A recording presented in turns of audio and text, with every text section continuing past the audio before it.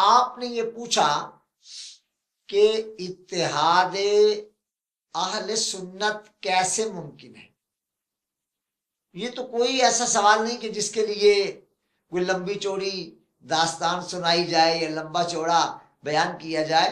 بس ہر بندہ اپنے دل میں اللہ کا خوف پیدا کر لے اور اپنے بارے میں عاجزانہ جذبات بنائے، اور جو ان کے علاوہ ہیں ان کے لیے وہ اچھے جذبات قائم کرے.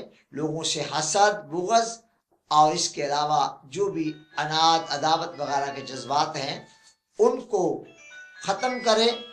انشاءاللہ جب آپ دوسرے سے پیار کریں گے تو وہ بھی آپ سے پیار کرے گا. جب آپ دوسروں کے ساتھ انتہائی شفقت سے پیش آئیں گے تو یقیناً وہ بھی آپ کے ساتھ محبت اور پیار کا اظہار کریں گے. رہا اہل سنت کا معاملہ، اصل میں نے کبھی بھی کسی ایک گروہ کی بات نہیں کی، فرقے کی بات نہیں کی، اور اہل سنت فرقہ نہیں ہے بلکہ سواد اعظم ہیں. اور الحمدللہ تمام صحابہ کرام رضوان اللہ تعالی علیہ مجمعین اہل سنت تھے اور وہ سنت پر عمل کرنے والے تھے.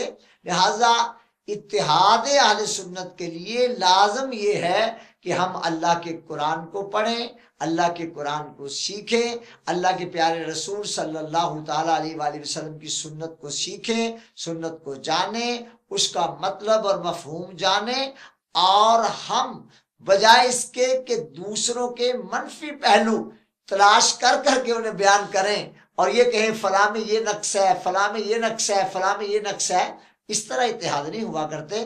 بلکہ اپنے عزت کا اظہار کریں اور دوسروں کی خوبیوں پر نظر کریں اور یہ کہیں کہ فلاں میرے بھائی میں فلاں خوبی ہے، میرے فلاں بھائی میں فلاں خوبی ہے، میرے فلاں بھائی میں فلاں خوبی ہے. تو انشاءاللہ اتحاد کی فضا قائم ہو جائے گی اور اہل سنت و جماعت کا اتحاد ہو جائے گا.